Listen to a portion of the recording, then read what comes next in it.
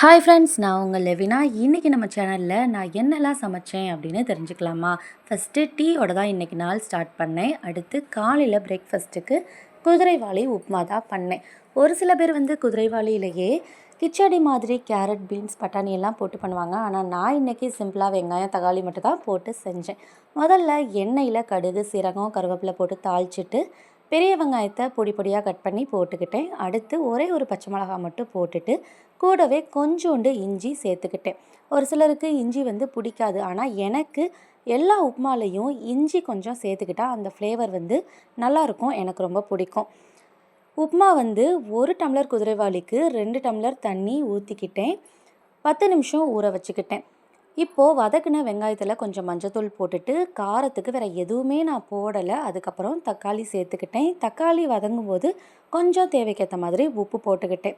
பச்சை மிளகாய், இஞ்சியை தவிர வேறு எந்த ஃப்ளேவருமே நான் சேர்க்கலை. அதுக்கப்புறம் தண்ணி கொதித்து வந்ததுமே ஊற வச்ச குதிரைவாலியை நான் அது கூட சேர்த்து ரெடி பண்ணிட்டேன். இதுதான் காலையில் பிரேக்ஃபாஸ்ட்டுக்கு நாங்கள் சாப்பிட்டோம். வேறு சைட் டிஷ்க்கு எதுவுமே நாங்கள் வச்சுக்கலை. அதுக்கப்புறமா மதியத்துக்கு சாம்பார் தான் வச்சேன்.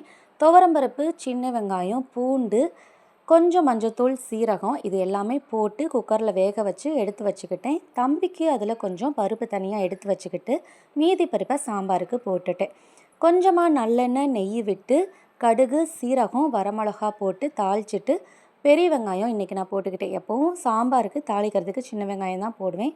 இன்றைக்கி பெரிய வெங்காயம் தான் இருந்துச்சு. பெரிய வெங்காயம், கருவேப்பிலை போட்டு தாளிச்சிட்டு பருப்பை எடுத்து அதில் ஊற்றிக்கிட்டேன். கொஞ்சம் உப்பு, மிளகாத்தூள், மல்லித்தூள், சாம்பார் பொடி இது எப்பயும் போட்டுட்டு உருளைக்கிழங்கு சாம்பார் தான் வச்சேன். அதுக்கப்புறமா கேரட் பொரியல் பண்ணினேன். கேரட் கூட கொஞ்சம் பாசிப்பருப்பு போட்டுட்டு வெங்காயம் கட் பண்ணி போட்டுட்டு கேரட் பொரியல் பண்ணினேன். அதுக்கப்புறம் எனக்கு ரொம்ப பிடிச்ச ரசம் தான் வச்சேன்.